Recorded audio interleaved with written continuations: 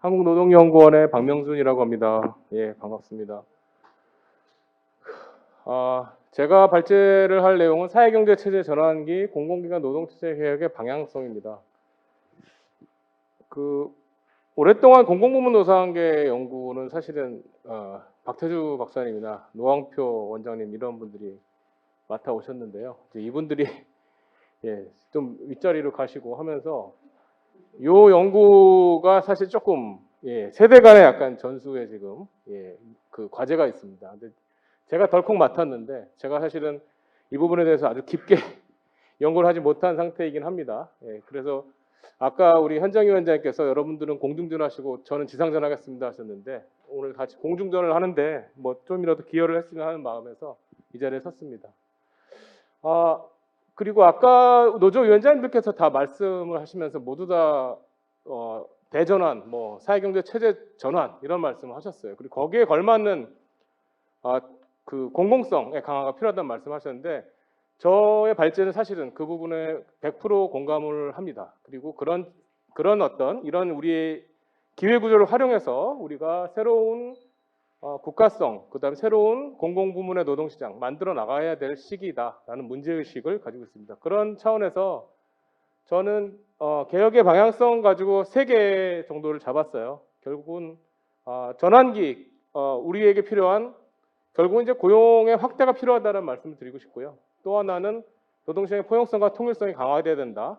세 번째는 민주적이고 포괄적 노사관계 내지 노사정 관계 획기적으로 강화돼야 된다. 라는 문제의식입니다.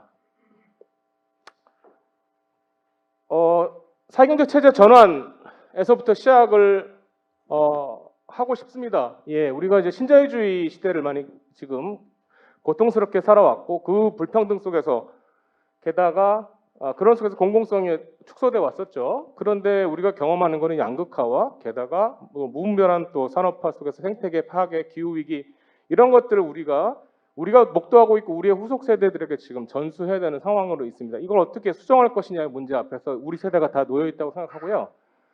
그런 차원에서 사회경제 체제의 질적인 대전환을 모색해야 되는 상황이 왔다.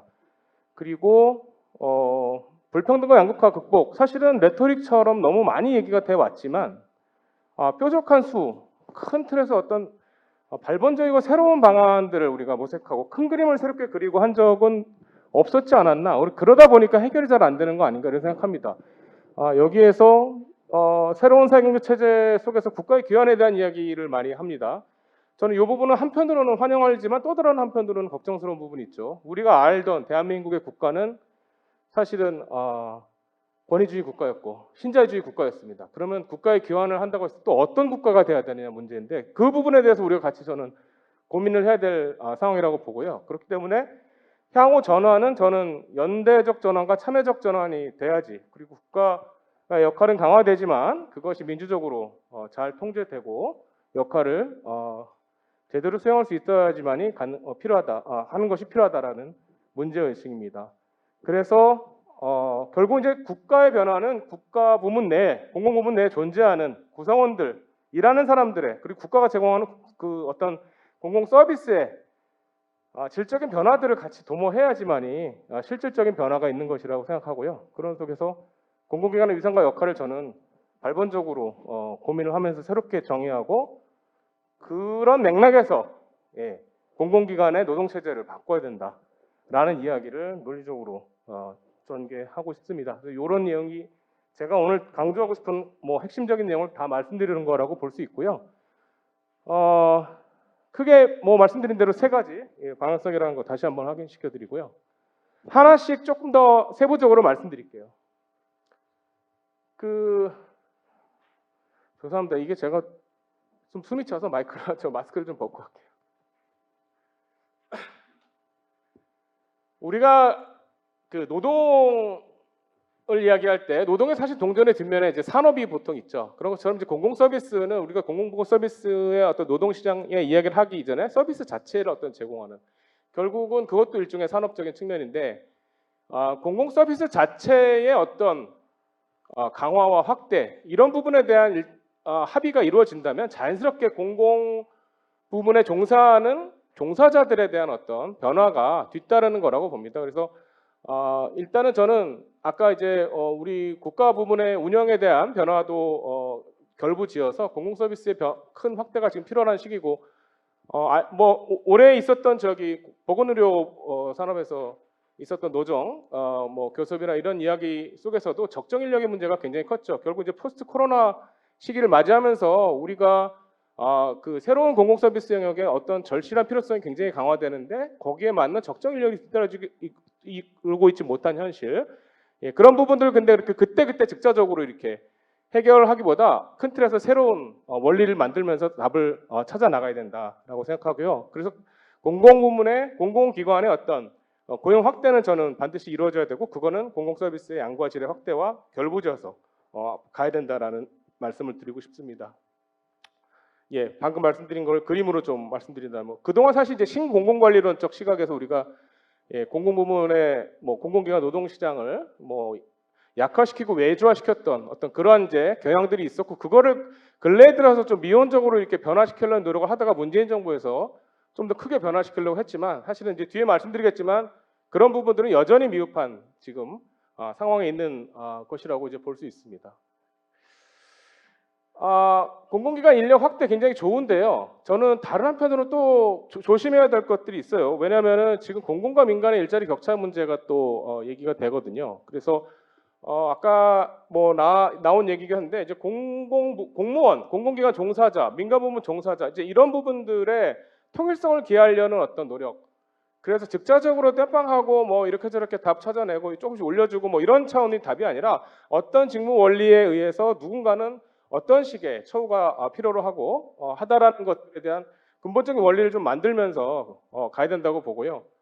그렇게 해서 그 공공기관 일자리 양질화가 민간으로도 파급될 수 있게, 그래서 공공부문이 양과 질이 높아지면서 민간도 같이 어떻게 올려지는 방식의 저는 그 변화를 모색을 해야지만이 된다라고 생각을 합니다. 그렇지 않고서는 이제 공공부문만의 일자리 질의 개혁은 또 그들만의 리그 아니냐라는 또 비판을 받고, 또 많은 젊은이들이 계속해서 노량진에 공시족이 되려는 줄에 서려고 하겠죠. 저는 이런 현상들을 우리가 새로운 시대에 바꿔내야 된다라고 생각하고요. 공공부문이 그 영역에서 공공기관이 특히 그 마중물이 돼줘야 된다. 이렇게 생각을 합니다. 또 하나 간단하게 말씀드리면, 저는 이제 양질의 일자리라는 얘기를 많이 했는데요. 사실은 또 많이들 이제 이거는 공공기관을 포함한 공공부문 전체를 바라보는 그 사실 불신의 시각이 많죠. 거기 뭐 철밥통 일자리고 쉬운 일자리고, 예? 그다음에 뭐 혁신이라는 것은 생각할 수도 없고, 뭐 이런 식의 이제 생각들입니다. 저는 뭐 모르겠습니다. 어디서부터 열어낸지 모르지만 그런 요소도 분명 있을 수 있다고 생각하고요. 새로운 양질성, 저는 혁신을 지향하는 우리 사회 전체가 같이 협력해서 발전해 나가는 쪽으로, 일자리들에서 혁신이 일어나는 쪽으로 이렇게 일자리가 정의돼야 된다고 생각하거든요. 그래서 일자리의 그 양의 확대와 혁신을 지향하는 어떤 질의 확대, 이런 부분들이 동시에 같이 고려를 하면서 새로운 일자리 모델이라는 것을 우리가 고민을 해야 된다라고 생각합니다. 노동시장의 포용성과 통일성의 강화에 대한 이야기 좀 더 드려보겠습니다.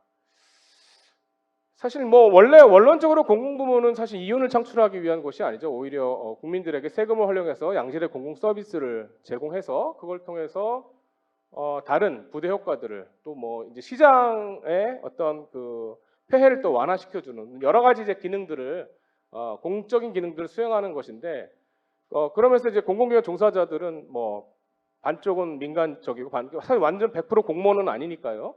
그래서 그러면서 또 관에 이제 속해 있는데, 이게 그 사이에 우리 신자유주의 시대의 어떤 경쟁 논리, 또 비용 논리, 이런 것 속에서 사실은 이제 노동시장을 이렇게 뭐랄까요, 좀 질을 떨어뜨리는 방식으로 이렇게 움직여 왔었죠. 그리고 고용 안정성을 또 파괴하는 방식으로 변화가 있었다고 볼 수 있습니다. 이제 그러면서 형성된 게 공공시장 노동시장 이제 분화가 이루어졌죠. 그래서 이걸 지금 뭐 이중구조화라고 얘기할 수 있을 정도로, 내지는 뭐 삼중구조화까지로 얘기할 수 있을 정도로 지금 분화된 상태이고, 그래서 어중뛰게 다양한 종사자 집단들이 지금 서로 공존하고 있는 상태입니다. 근데 그들의 공존이 그렇게 평화롭고 기능적으로 논리적으로 정당하고 지속 가능하다라고 보기 어려운 어떤 많은 긴장과 갈등이 그 안에 사실 내재된 상태로 사실은 존재해 있는 것 같습니다. 그래서 전반적으로 공공기관 종사자들의 지금 사회적 시민권이 한참 저하된 상태에서 이걸 좀 높이기 위한 노력들이 근래에 있었는데, 이런 것들이 어중뛰게 존재해 있는 상황이라고 이제 볼 수 있을 것 같습니다. 약 한 40만여 명의 종사자들, 이건 전부 알리오를 기준으로 해서 잡은 건데요. 지금 정규직 또 무기계약직 내지는 공무직 이 존재하고요. 사실은 무계약직 공무직도 이제 정규직이라고 봐야겠죠. 그렇지만 많은 곳에서 그분들이 내가 정규직인가라고 하는 착각을 질문을 스스로 던지고 계십니다. 이제 그거에는 다 이유가 있겠죠. 그리고 또 이제 그렇지 않은 또 임시직들이 사실 존재하고요. 일단은 뭐 정규직이 지금 기존의 정규직이죠.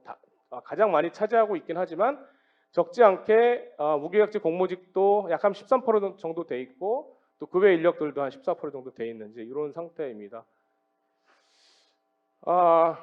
이 속에서 저는 이 문재인 정부 하에서 사실은 이 이중 구조를 개선하기 위한 노력에서 공공부문 정규직화를 대체적으로 이루었죠.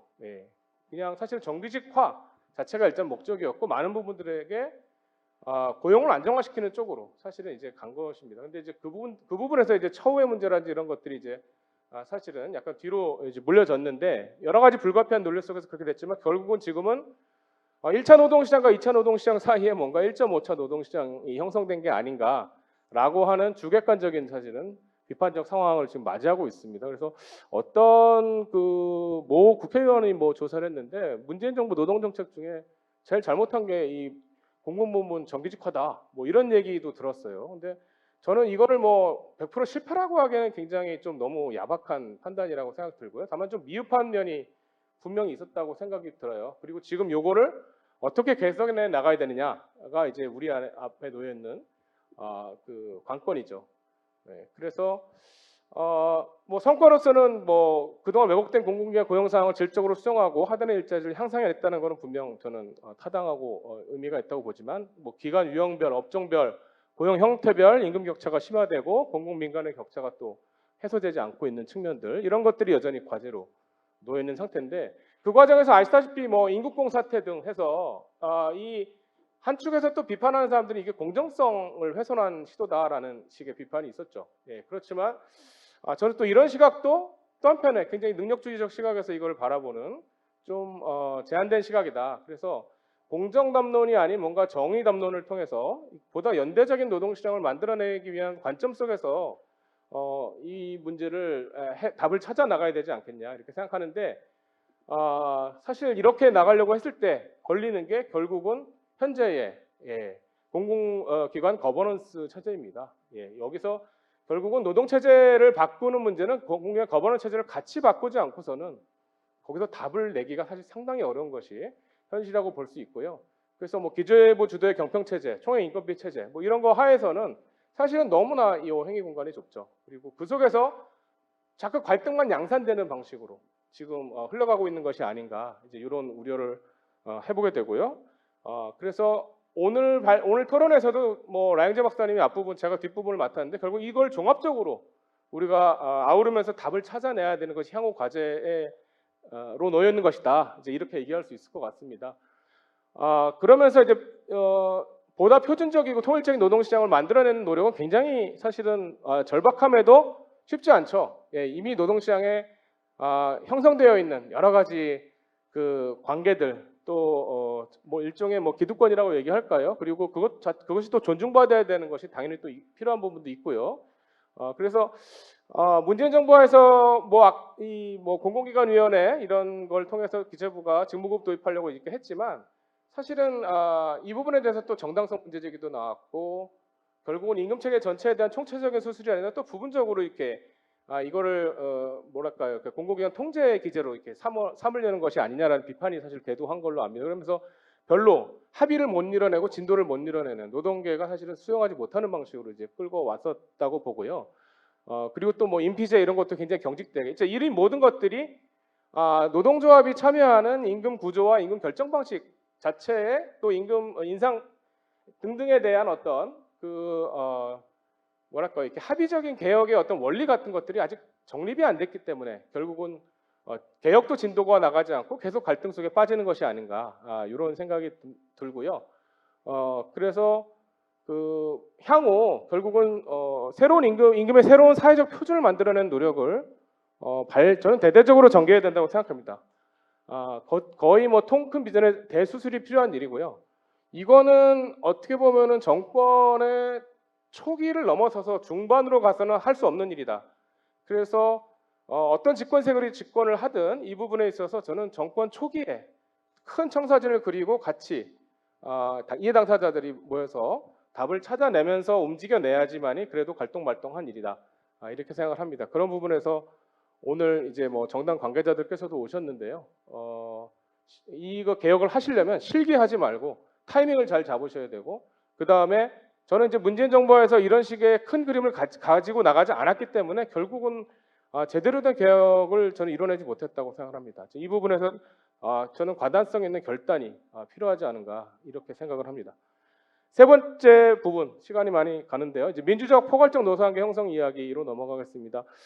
사실은 그 사이에 공무직들도 노동조합이 많이 생겼고 최근에 보면 이제 지난 2017년하고 2020년을 좀 비교하면 노조원수 공공기관 노조원수가 확 늘렸어요. 제가 데이터를 보니까 약 한 8만 명 정도 늘었던데 어디서 늘은 걸까? 그래서 많은 분들이 말씀하시기로 네, 공무직이 아무래도 노조에 많이 가입한 것 같다라고 얘기를 하시고 뭐 그 부분은 더 분석을 해봐야겠지만 그렇다는 생각이 많이 듭니다.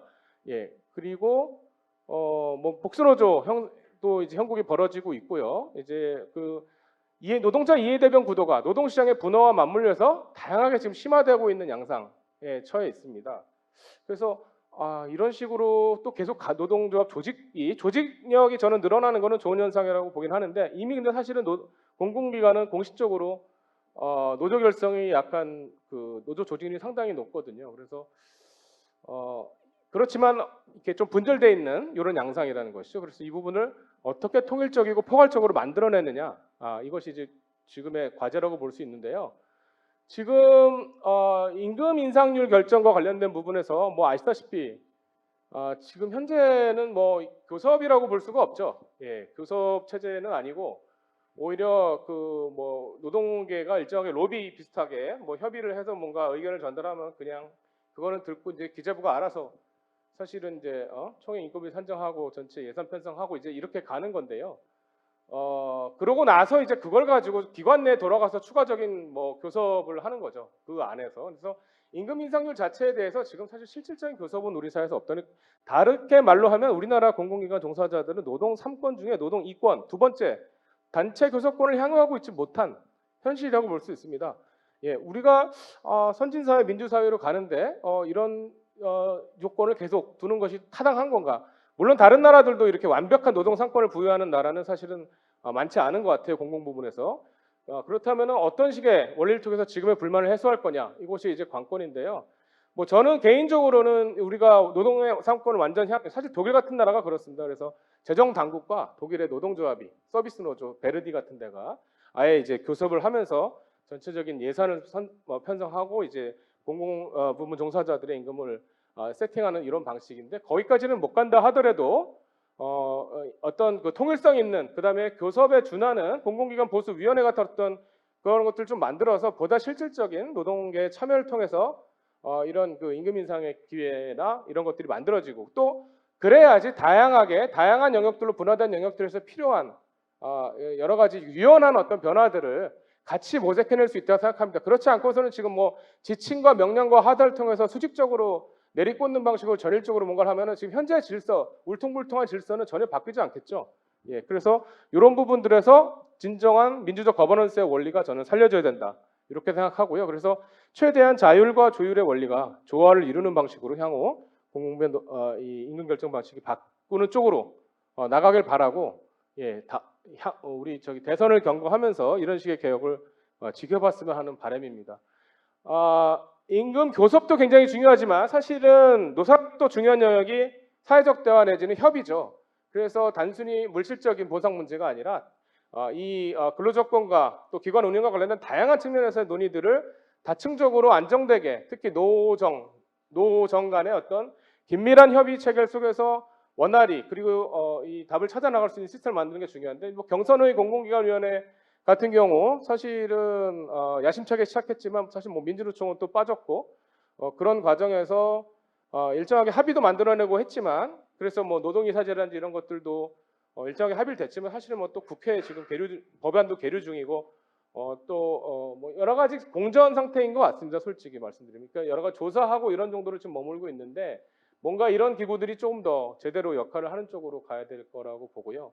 그다음 공무직위원회 같은 경우도 이제 만들어졌지만 이게 사실 뭐 노정 간의 협의 기구라고 보기는 어렵고 정부 부처 간의 사실은 조율 기구로 좀 돼 있고 노동부가 그 안에서 역할을 하는데 사실 너무나 한계가 많은 것 같아요. 그래서 이것도 저는 사실은 그 노정 간의 어떤 대화 기구로서의 역할을 저는 좀 더 하는 쪽으로 가야 되지 않을까 이렇게 생각을 하고요. 그리고 노동부를 넘어선 어떤 재정 당국이 사실은 같이 여기에 참여하는, 그래서 교섭과 관련된 부분에서 이런 기능들을 최대한 활성화하는 쪽으로 가야지 되지 않을까 이렇게 생각합니다. 근데 그러려면은 사실은 노동계 내부에서도 다양한 위치에서 다양한 사실은 목소리들이 존재하기 때문에 노노 간의 대화도 또 중요하고 이런 것들 통일성 있게 대정부 차원에서 뭐랄까요, 일관되게 같이 의지를 모아서 임해야지 사실은 정부도 바뀔 수 있다고 생각합니다. 이제 그런 차원에서 노동계 주체 각성도 저는 굉장히 또 중요한 과제다라고 생각을 합니다. 그래서 이런 교섭 방식의 변화 이런 것과 연계돼서요. 사실 일터에서도 저는 사실 노사협의회는 우리 사회에서 별 큰 의미가 없는데 그리고 지금같이 이제 뭐 교섭이 제대로 이루어지지 않은 상태에서 약간 사후적이고 주변적인 이야기들 하는 정도로 지금 머물고 있는데요. 저는 노사협의회의 현재 제도적 모습이 아니더라도 어쨌든 간에 하나의 사회적 대화 기구로서, 기업 내 사회적 대화 기구로서 노사협의회 같은 거는 굉장히 민주적으로 활성화될 필요가 있다고 생각을 하고요. 그리고 근래 얘기되고 있는 이 노동이사제 부분도 저는 노동이사제가 될까 했는데 서울시 이후로 지금 사실은 기타 공공기관 위주로 공공기관 노동이사제 협의회도 지금 만들어지고 이렇게 움직임이 있잖아요. 그래서 사회적으로도 반향이 저는 나쁘지 않은 것 같습니다. 그렇다면은 일단은 좀 더 치고 나가고 정부도 이런 부분들에 대해서 너무 제도적 전일성이나 이런 부분들을 자꾸 먼저 내소기보다 실험적인 어떤 행위를 통해 가지고 이것의 긍정성이 확인되는 방식으로 저는 움직여 나가면서 공공기관 노동체제 질적인 개선을 같이 도모해 나가는 게 좋지 않을까. 그리고 이제 더불어서 이런 개혁이 저는 특히나 공공성과 관련돼서는 이제 국민들의 어떤 참여나 국민들의 관심 이런 것들이 또 굉장히 중요하다고 생각해요. 자꾸 공공기관의 정부나 노동계 모두 다 이제 그들만의 리그처럼 자꾸 이제 비춰지고 언론이 또 그런 걸 조정하고 하는데 이제 그런 부분들이 좀 더 극복되는 방식으로 거버넌스가 바뀌어야 되지 않을까 이렇게 이제 생각을 합니다. 종합해 보면요, 이제 포스트 코로나 시기에 우리 대전환기 맞이해서 공공서비스질의 획기적인 향상을 도모해야 되는 필요가 너무나 큰 상황이 왔고요. 그 속에서 공공부의 거버넌스 개혁과 노동체제 개혁이 같이 저는 유기적으로 이루어질 때다. 그래서 적정 인력을 우리가 세팅해 나가는 것, 그리고 정의로운 일자리 질서를 노동시장의 포용성과 노사관계 민주성 강화하면서 만들어내야 된다라고 생각하고요. 이런 것들을 노정과 함께 국민이 같이 소통을 통해서 저는 이제 국민에게 사랑받는 공공기관이 되고 그런 방식으로 앞으로 같이 변화해 나가야 된다고 생각합니다. 네. 어떻게 보면 좀 원론적인 이야기이긴 했지만 그래도 이후에 다른 분들께서 구체적인 이야기를 이렇게 던지는데 좀 카페트를 깔아드린 것 같은 의미로서 이해해 주시면 감사하겠습니다. 네, 발제 마치겠습니다.